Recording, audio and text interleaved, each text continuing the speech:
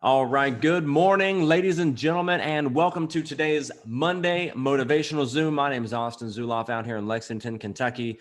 Welcome to Monday. I think we're going to have the best week we've had so far in Xelliss history. I just feel really, really good about the week. I would say overly optimistic to the point where I'm just thinking we're going to do such amazing things that will attract people from all over the world. So good stuff. Now, usually whenever we get on these Monday motivational Zooms, I'm going over something that I've read in usually one of two places, either the book Believe and Achieve by Samuel Seipert, which goes over W. Clement Stone's 17 Success Principles, or Today Matters by John C. Maxwell. That's a really good book, and it's broken down where people like me who are like attention deficient can read it easily and have fun reading it. It's got quotes, highlights, and stuff like that. So I would definitely, I worked on a project for network marketing with John C. Maxwell about 2 years ago, the 15 Laws of Growth for Network Marketing. And I asked him what his favorite book was that he's ever written. He's written over 60 bestsellers.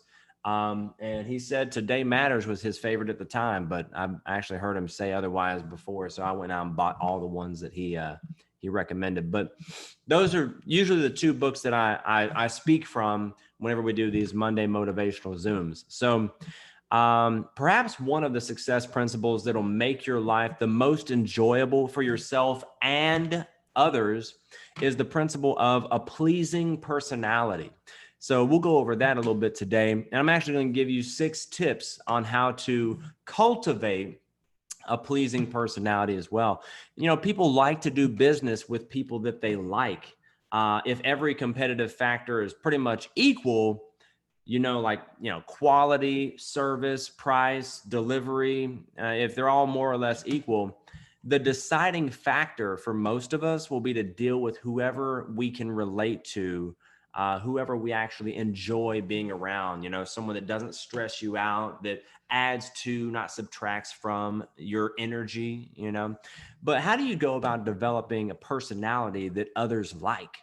Well, the first essential ingredient is to develop character. It's not likely you can have a pleasing personality without the foundation of a sound, positive character. It's almost impossible for you not to telegraph your true character to people that you meet at some point in time. That's why when you meet someone for the first time, you usually have an intuitive feeling about a person. You may like or dislike them instinctively and not even know why. The person you want to be, your character, it's a matter of choice. It's something you do consciously, hopefully, right? You decide what kind of person you want to be, and you can develop those good traits by emulating others that you admire as well. Honesty, integrity, they're critical attributes of a strong character. And if you don't conduct yourself with integrity when dealing with others, you might succeed for a bit, but it certainly won't be long-term success. I think we've probably all seen that at some point in time in our lives, especially during our professional career, if you've been involved in network marketing for a period of time. So once you have the solid foundation of good character, there's some specific techniques you can use to make a good impression. If you use all of these attributes I'm about to go over combined, it'll absolutely result in you being a person that others like to be around. Okay, so number 1 is be genuinely interested in others. Look for and find their good qualities and praise them for it. I try to be very readily available, whether it be through text or inbox or email or whatever the case may be. And a lot of folks sometimes are surprised to get, that quick of a response or that personable of a response. And they say, I know you're busy. Yes, I am, right? Everyone is. But you never want to be too busy for people. You never want to be too busy to be able to take a deep breath and take your time with a person and be 100% present and be genuinely interested in that other person. And It's always good when you can look for and find their good qualities and praise them for it. Especially on the flip side of things, if a lot of times whenever you're reaching out, you're asking for something like, hey, I need you to, do this or do that, or, if you're giving them some sort of critical, words of some sort. Number 2 is speak with force and conviction. Okay. Not only in meetings and gatherings, but in private conversations as well. People are drawn to confident people and enthusiastic people for that matter. And W. Clement Stone actually had 6 steps to speaking enthusiastically, which, if I remember, let's see if I can remember all 6, is emphasize certain words, hesitate for drama. Okay, emphasize, hesitate, modulate, which is raising and lowering the pitch and volume in your voice. Talk with a smile in your voice.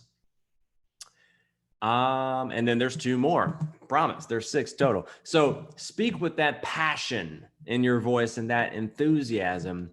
Talk at a good pace is one of the 6, and then at a volume in which people can hear you clearly. Those are the 6. Okay, so I skipped around a little bit, but that'll make for a better impression, and people will actually want to listen to you a little bit more. If you utilize those 6 steps to speaking enthusiastically as well, and you listen to yourself, you almost want to have a melodic tune to your voice. That way people actually enjoy listening as well. Number 3, dress for success according to your ideals and the type of environment that you'll be in.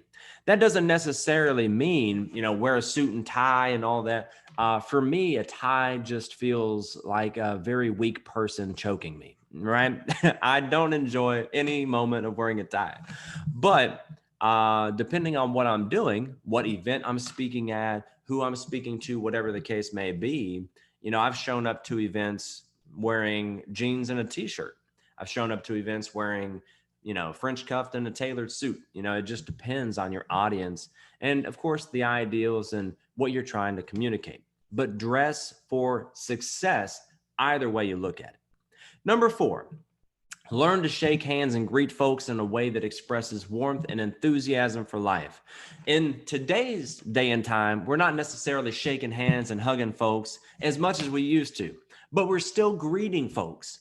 And your smile, your facial features, the way that you show up, that should express warmth and enthusiasm for life and enthusiasm for your time with that person as well. Number 5, attract others to you by attracting yourself to them. Talk about their interests rather than your own. I find that a lot of times, if you're in sales and marketing, if you're in business at all, and you ask the right questions, your prospect will usually tell you how to close them. You can do this by forming them, right? Family, occupation, recreation, message. Just talk about those types of things. But attract others to you by attracting yourself to them. If you talk about their interests rather than your own, then at some point in time, during the natural flow of conversation, they'll ask you about yours. That's why whenever I first meet someone online, for example, if I'm accepting a friend request or, whatever the case may be, I'm just meeting someone online, I always hit them with the same thing. First of all, go to their profile, like and comment on one of their most recent posts because I want them to do that to mine. And then I'll shoot them a little message, hey, with a smiley face, and then send them a voice note. Hey, Dom, what's up, man? I appreciate you reaching out. It's great to connect. I took a look at your timeline. You're absolutely one of the type of people I like to connect with, an absolute rock star, driven, motivated, got beautiful children, by the way. When you get a moment, just tell me a little bit about yourself. I love to actually know the folks I connect with. I appreciate you. And it's the same thing every time. If any of you, if I've accepted a friend request or whatever, I usually reach out if I didn't know you were with the company. If you are with the company, it's usually about the same thing too, but just attract others to you by attracting yourself to them. And finally, number 6, always remember that your only limitations in life are those that you create in your own mind. They've said for years, and everyone on here has heard it, is that life is what you make it. And it's said so often that it can be meaningless. It's like telling an absolutely stunningly beautiful person, woman that everyone knows is beautiful, that hey, you're pretty. She knows that, right? And so you just keep on over and over again, right? And life is what you make it, and it loses its meaning. But if you haven't studied Dr. Joe Dispenza's book and his teachings, I would definitely encourage you to do that. He talks about how scientifically life is literally what you make it. There's a book out there he wrote called Breaking the Habit of Being Yourself. I've probably referenced a half dozen times on here. And it's so true what he speaks.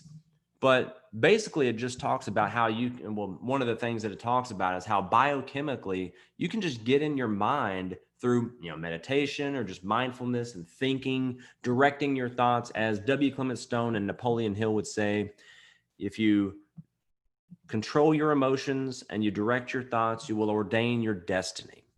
And that's what it's about, controlling your emotions, because if you don't, they will control you, directing your thoughts, especially in those idle times, like at nighttime when you're laying down, really directing those thoughts to serve you.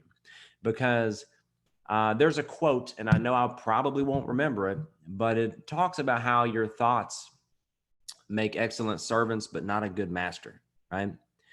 And that's so true. So you direct your thoughts, control your emotions, you will ordain your destiny. Now, I could talk for hours about things to do to develop a pleasing personality and give a dozen more tips, but I'll leave it at these 6, okay? And I'll wrap up by saying this.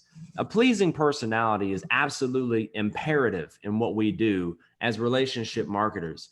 Matter of fact, I've had people that have been in my network that just lost control over their emotions one too many times, and they're no longer in my network nor on the face of earth as far as I'm concerned. So I mean, in what we do in relationship marketing, it's important to build, nurture, and develop those relationships. It'll certainly help to get you some or even all of the things that you want for a time, but in the long run, there has to be some substance. You can't get by forever just because folks like you. Your personality may help you get the job, but it's important to know when to get down to business as well. Personality alone isn't enough to do it big. Eventually, you have to produce. So today, I challenge you to consciously begin to develop or improve your character, as I will with you. Enhance your pleasing personality and work towards becoming that person that people love to be around. And you do that, and you'll begin to attract the things you want in life. The universe will conspire to serve you. So today's an amazing day. This is an incredible opportunity. These are incredible products, and we've got a great group, and you're a fantastic person. I'll see you guys soon. Looking forward to tomorrow's opportunity overview at 8 p.m. Eastern. Invite big. And then Wednesday at 2 p.m. Eastern, I believe. It's on the flyer. All right. So love you guys. This concludes the Monday Morning Motivation Zoom. Have a good one. Make it the best day ever.